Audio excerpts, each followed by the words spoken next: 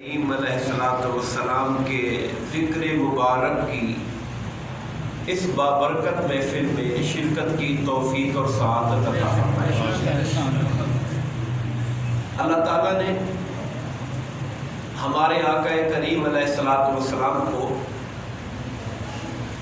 اس سے تو انکار نہیں ہے کہ پیکر بشری کے اندر بھیجا، چونکہ قرآن مجید کی واضح آیات اس پر دلیل ہے، اس کا انکار کرنا کفر ہے۔ مگر اس پیکر بشریت کو اللہ تعالیٰ نے وہ لطافت عطا فرمائی، وہ نورانیت عطا فرمائی کہ ہے تو پیکر بشری، مگر دنیا میں تشریف لاتے ہیں تو اس حال میں کہ نہ آپ کی والدہ ماجدہ کو وہ جو بچوں کی پیدائش کے مراحل ہوتے ہیں نہ اس تکلیف کا احساس ہوا، اور نہ آپ دنیا میں تشریف لائے تو کسی طرح کی وہ جو پیٹ کی آلائشیں، اس طرح کے معاملات، آقا اس حال میں تشریف لائے کہ سرکار دو عالم صلی اللہ علیہ وسلم اس طرح دنیا میں تشریف لائے کہ آپ کے گیسوئے مبارک سنورے ہوئے تھے، سبحان اللہ، آپ کی چشم پاک کے اندر سرما لگا ہوا تھا، آپ ناف بریدہ تھے، اور ایسے لگتا تھا کہ عالم بالا سے قدرت نے خود ان کو غسل دے کے بھیجا ہے۔ اور سرکار کو جو لطافت، یعنی اس وجود بشری کو، وجود ظاہری کو جو لطافت ملی، اس کے بہت سے پہلو ہیں۔ میں صرف ایک پر ابھی بات کروں گا، اور وہ پہلو یہ ہے کہ وہ پیکر بشری ہے، مگر اس پیکر بشری سے ایسی خوشبو آیا کرتی تھی کہ صحابہ کرام فرماتے ہیں مشک و عنبر میں وہ خوشبو کہاں جو بدن مصطفیٰ سے آیا صلی اللہ علیہ وسلم۔ میں چند احادیث پاک کا حوالہ دوں گا۔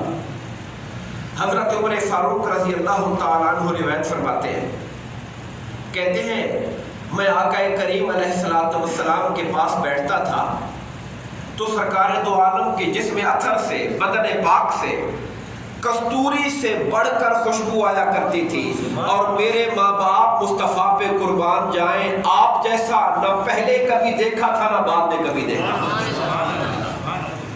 عمر فاروق کبھی کبھی یوں کہتے تھے کہ آقا آپ عرشوں کے رہنے والے تھے، آپ کی کرم نوازی ہے کہ ہم فرشوں کے ساتھ آ کے بیٹھ جاتے ہیں۔ آپ تو عرشوں کے رہنے والے تھے، یہ تو آپ کی کرم نوازی ہے کہ ہم خطا کاروں کے ساتھ آپ آ کے تشریف فرما لیتے ہیں۔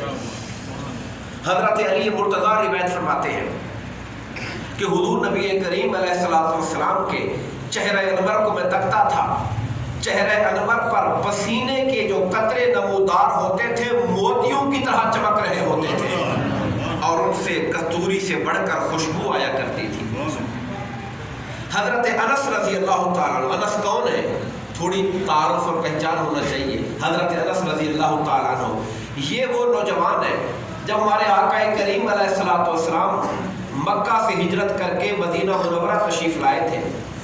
آپ جانتے ہیں جب کوئی معزز مہمان کسی گھر میں، محلے میں، شہر میں آتا ہے، اب تو ہمارے ہاں یہ قدریں نہ رہی، لوگ اپنی ذات کے دائرے میں بند ہوتے چلے گئے، مگر میں نے دیہاتوں میں ماحول دیکھا ہے کہ مہمان کسی گھر کا ہوتا تھا، سارے محلے دار دعوتیں دے رہے ہوتے تھے، جی شام کا کھانا ہماری طرف، کل کا ناشتہ ہماری طرف، یہ ہم نے خود اپنی آنکھوں سے دیکھا۔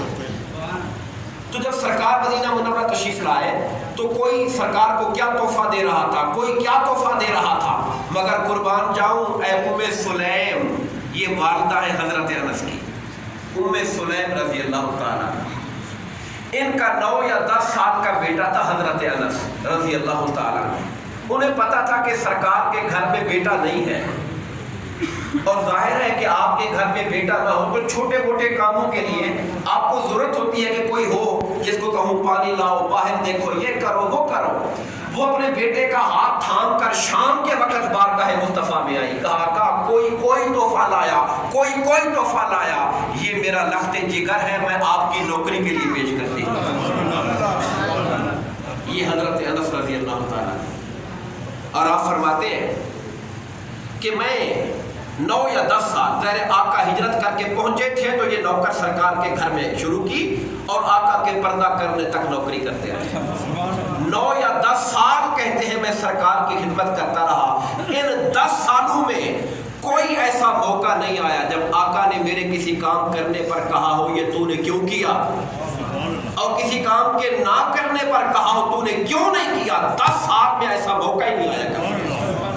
کیا اخلاق کریمہ تھے میرے آقا کے, اور کیا خدمت تھی انس رضی اللہ تعالیٰ عنہ کی. انس کہتے ہیں کہ میں نے آقا سے بڑھ کر, آقا کے جسم اطہر کی خوشبو سے بڑھ کر کائنات میں کوئی خوشبو نہیں سونگھی.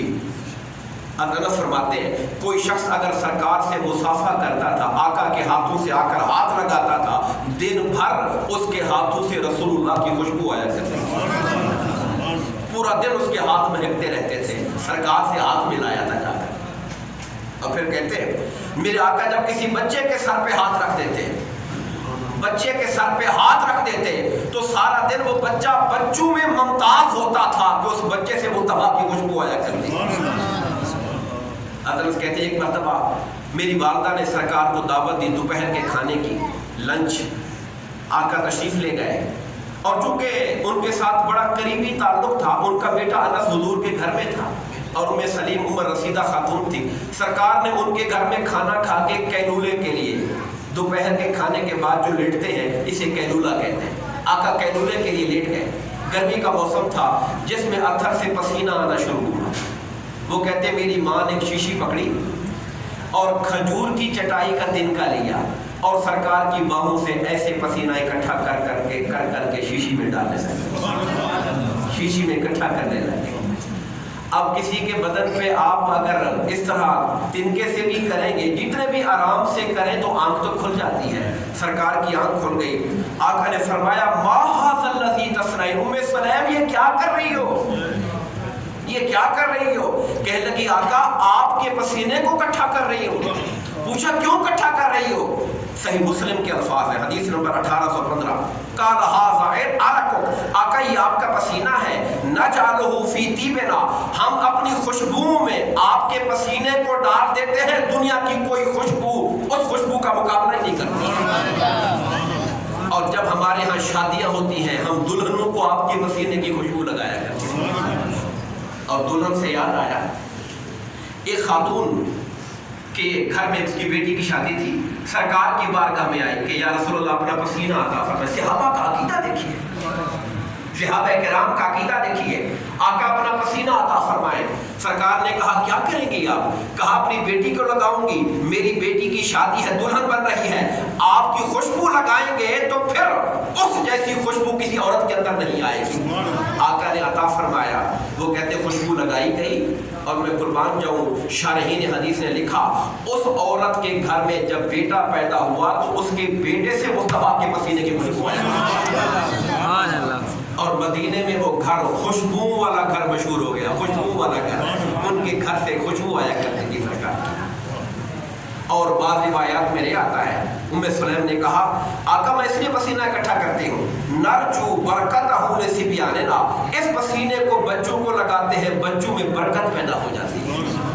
نرجو برکتہ لصبیاننا. قال اصبت, حضور نے کہا ام سلیم تو نے صحیح امید رکھی ہوئی ہے, یقیناً میرا پسینہ برکت کا فرما ہے. اور آخری بات اس پر گفتگو ختم کرتا ہوں.